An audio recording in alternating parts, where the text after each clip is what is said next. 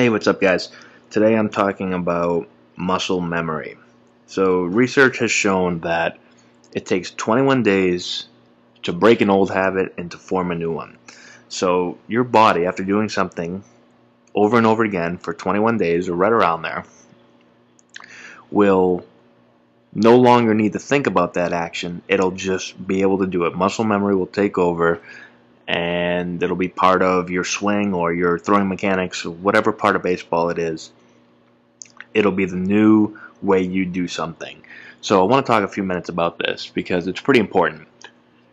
A lot of times when things aren't going well, and let's say we want to work on something, whatever it is mechanically, well, a lot of times what you'll see a player do is they'll practice it for a day or so, or maybe 2 days, and if it doesn't catch on real quick and they don't see results from it right away, especially when they get into a game, well, then they kind of say, well, this doesn't work, let me go on to something else.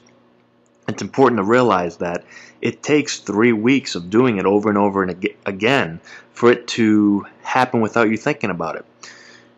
So a couple things we can take. First, it takes a lot of work. It's not going to be a day change or a 2-day change. You need to really put in the time, and this is where hard work comes from, doing it over and over and over again for about 21 days before it's going to happen without you thinking about it. It's a lot of work. So you can't give up.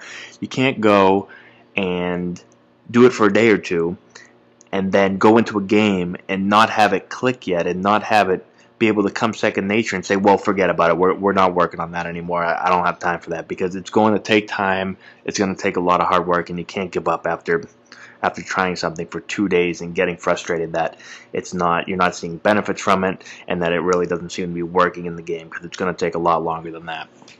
The second thing that you want to make sure that you understand is that it can work both ways.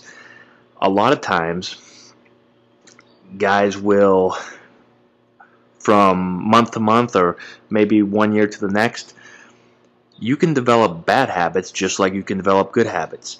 So if you're working on the wrong things, or if you're not taking your batting cage time or your practice time serious, and you're just kind of screwing around and you're doing, whatever it may be, if you do that long enough, well, now your body's going to remember the bad mechanics or whatever it is that you're doing.